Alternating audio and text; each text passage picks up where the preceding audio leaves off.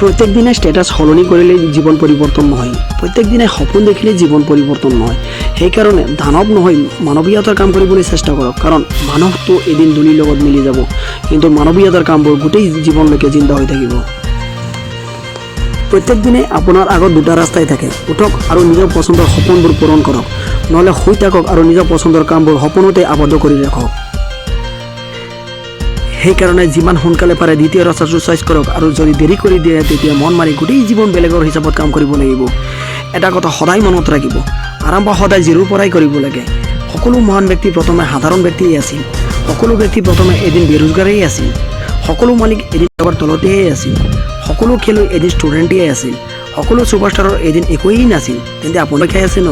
গতিকে ইমানেই কষ্ট কৰি গৈ থাকক যেতিয়ালৈকে আপোনাৰ পিঠ পিছে বদনাম কৈ থকা লোকসকলেও আপোনাৰ কথা প্ৰশংসা কৰাবলৈ বাধ্য নকৰালৈকে চেষ্টা কৰি গৈ থাকক। অকল ওৱানিয়ালৈ জীয়াই থকাটো জীৱন নুবুজায়। সেইকাৰণে নিজে দেখা কিছুমান সপোন আৰু মনত উচ্চ আকাংক্ষাও ৰাখিব লাগে। মন সদায় কিতাপতে লগাব চেষ্টা কৰক। যদি কিতাপে বিশ্বাসঘাতকো কৰে তেন্তে কিতাপক বিশ্বাসী বনাই এৰক।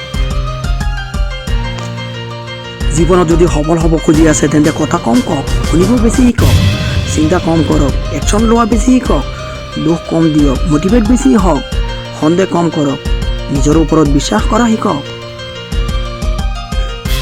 যিকোনো দোকানৰ পৰা নিজৰ মনৰ পচন্দৰ বস্তু কিনিব হ'লে তাৰ বাবে উচিত মূল্য দিব লাগে।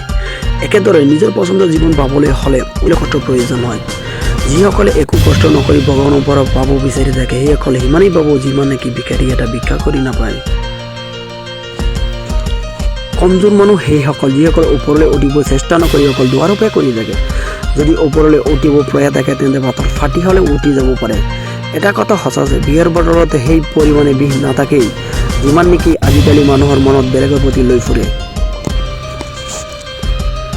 সেইকাৰণে বেলেগৰ আশা নকৰি মনত এটা কথা বহুৱাই লওক যে আপোনাৰ বাদে আৰু কোনেও আপোনাক কৃতজ্ঞতালৈ পৰিণত কৰিব নোৱাৰিব। জীৱনত এটা নিয়ম সদায় মনত ৰাখিব যে কেতিয়াও পৰাজয় বৰণ নকৰিব আৰু চেষ্টা কৰি আগুৱাই গৈ থাকিব যেতিয়ালৈকে নিজৰ লক্ষ্যত উপনীত নহয়।